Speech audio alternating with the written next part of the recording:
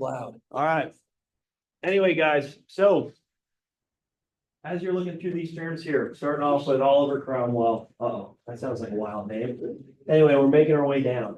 Okay, we're going to talk about some of these terms here throughout the lesson. Okay, it starts off with this English Civil War, this fight between Parliament, which we talked a little bit about already, okay, and the power of the king. So you'll see, right, as you're researching some of these terms, again, we'll talk about it today.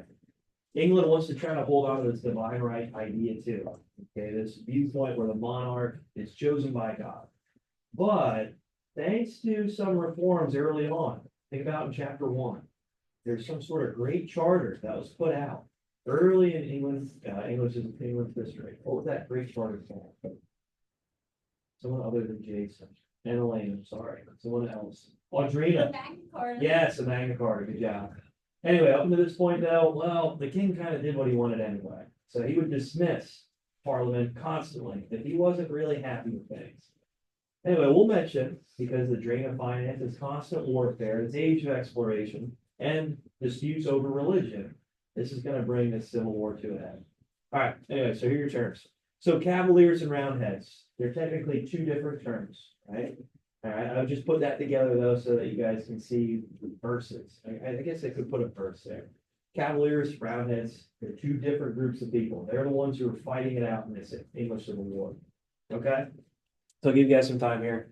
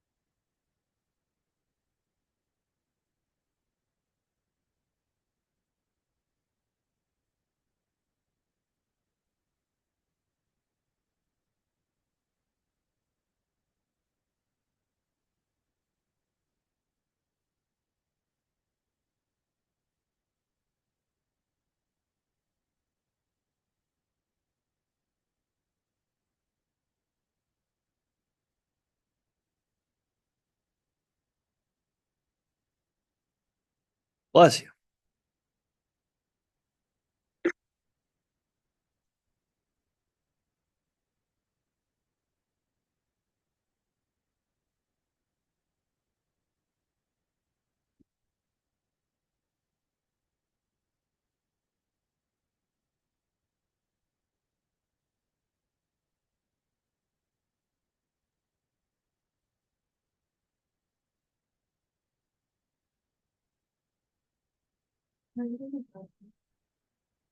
You done already? Holy cow, did you define them? Did you define them all already? You weren't copy and pasting, were you? Oh. Yeah, Philip pass.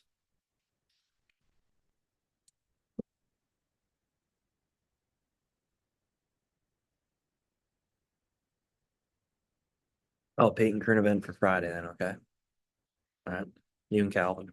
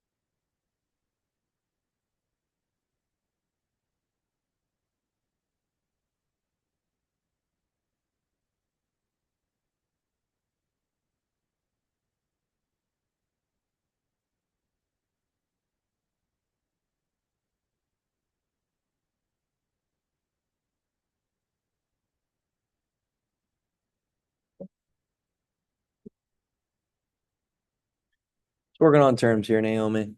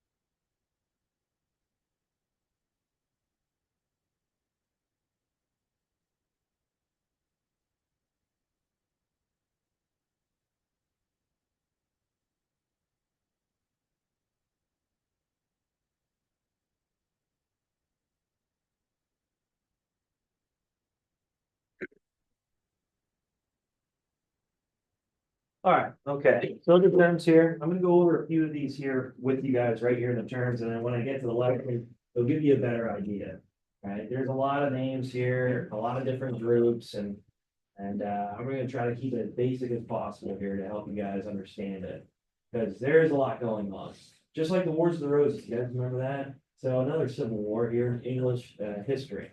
This time, this is more based off of power, based off of religion, and even finances. Okay. So first thing to know, I didn't have him as a term, but Charles the First is this new king that's leading England. Right. So after what dynasty did we talk about the Wars of the Roses? What dynasty was so successful for this age of exploration? Chloe? Yeah, the Tudor dynasty. Yeah, good job. So we talked about Henry VIII. We mentioned about even Bloody Mary. We talked about Elizabeth the First, and a lot of the success with Elizabeth the First. Known as the what age of England? What was that age called, Jason? Yeah, the Golden Age. Good job. Because she tried to take a middle route when it comes to religion, right? She tried to focus more on the country, the nation, than just, as we say, internal strifes and conflicts about religion. So it was one of those things here where for England, it was a prosperous time. Well, as she dies, we all know that she was the what queen? What was her nickname? The what queen, Naomi? Virgin. Yeah, the Virgin Queen. So she didn't have siblings, right? Oh, sorry, she didn't have children, right? So when it came down to it, there's no one really to take the throne. So this starts a new dynasty in England. It's called the Stuart dynasty. You guys have a chance, maybe look into that a little bit more if you're interested.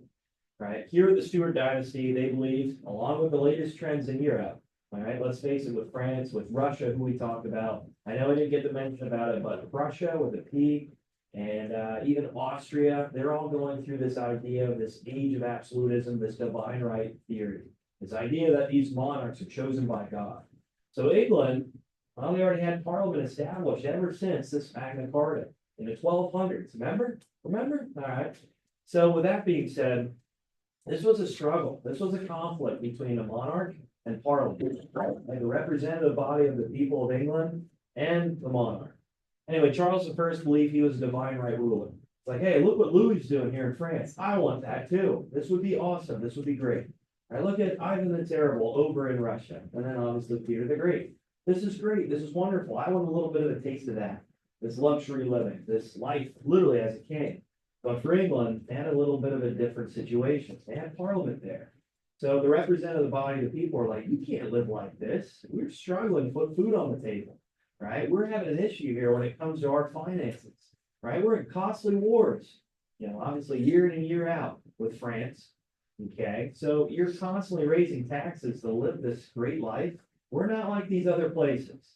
So this is where heat starts to happen. This is where things start to where rubber hits the road. So that being said, Oliver Cromwell, he comes into play. So he was a leader of the parliamentarians. So with Parliament, he's leading this movement. He was a Puritan, right? So when we talked about Puritans, remember that? Okay, we talked more about the establishment of the Massachusetts Bay Colony.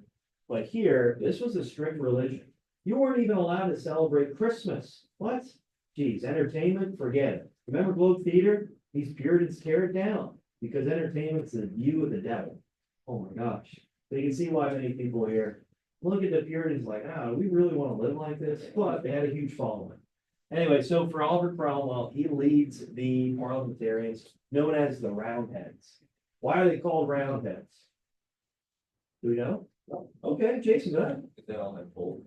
Yeah, good job, right? So maybe if you guys were looking this up or knew about it, right? They're called Roundheads because they have bowl cuts. I know it sounds wild, but they have shorter hair.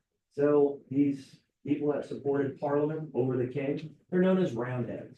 All right, well, in this case here too, you had another side. You had Charles the First, who's this divine right ruler. And how dare you question God? So you can see this divide. Anyway, the Cavaliers supported the crown, Charles the First. Right, easy way to remember it. Cavalier starts with a C, right? Charles the First starts with a C. Crown starts with a C. All right, anyway, they're known more for their weird looking attire. They had longer hair. They also rode on horseback, a lot of them when it comes to warfare. So Cavaliers, you guys ever hear of Cleveland Cavaliers? I know that. So when it comes to sports, it kind of carries over. But anyway, the Cavaliers Roundheads, they duke it out.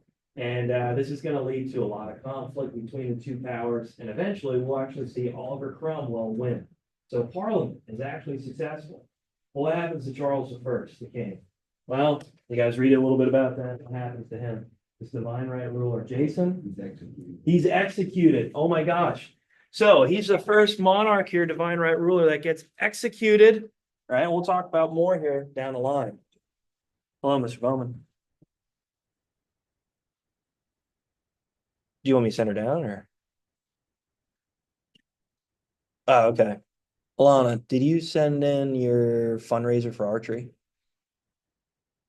Yes, she said yes. Did you bring it to the office or? She said her sister took it yesterday to the office. Yep, no problem. Bye. I think I called you Alana, sorry. Elena, my bad. Anyway, so yeah, with the Roundheads, there we go. The Cavaliers. So what was happening here with the Civil War? So like I mentioned, conflict happens between the parliamentarians and the crown, right? So Charles I obviously wants to live like this king, but Parliament's like, nope, nope, nope, we're not doing that. Anyway, push comes to shove, and England's involved in a lot of wars, a lot of conflicts. So what does that mean? You got to raise money, right? How do you raise money? What do you got to do to the people? It sucks. No one likes to pay it. Elena, taxes. I'm so sorry for calling one. Jeez. All right. Anyway, so when it comes to taxes, right? No one likes to pay them, but this is how the crown's going to afford things. And for him, he wants to live like this luxury king, like Louis in France, right? They're right around the same time. So you got to imagine he sees this, like, oh, this would be wonderful. This would be great. Anyway, as this happens, Oliver Cromwell, like I mentioned, he leads the parliamentarians or what were they called? Bowl cuts? Huh? Austin? Yeah, the Roundheads. Good job. Against the Cavaliers, who supported who? Who did the Cavaliers support? Naomi? Crown. Yeah, the crown. And Charles the First, the king. Right, so that's an easy way to remember it. Right, on the next slide, I'll show you a picture. Actually, I'll come back to this slide. Right? I will, I promise. I promise. All right, so here's a good look. Here's the Roundheads. Here's what they would look like. Oh man, you guys ever hear of musketeers before too? That is kind of these newer weapons are coming to the battlefield. Right, they would be known as musketeers. Right, I know it sounds like a funny name, but there you go. And then Cavaliers, like I mentioned, here's what they would look like. Here's their perception.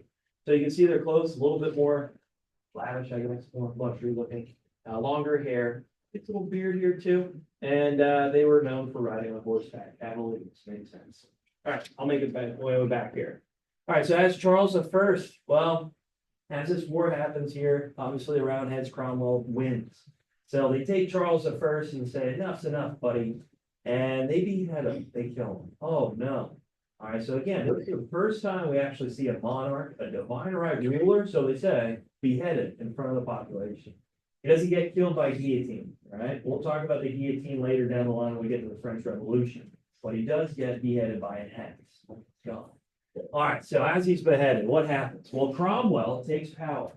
So you got to imagine, here this guy who's leading Parliament, more representative of the people, this is going to be a better option, isn't it? It should be. Well, what happens when people are searching for power? Does it just engulf them? Does it take over their soul, so to speak, Jason? Yeah, it does, right? So with Cromwell, this leads him down a wrong path. And he becomes somewhat of a military dictator. Geez, all right. Were you talking about Hitler earlier, Jason? Geez, oh my gosh. All right. So when you think about a dictator, he's pretty much like an authoritarian king. So this absolutism, it really doesn't lead under Cromwell. People were upset. People were ticked off. They weren't happy.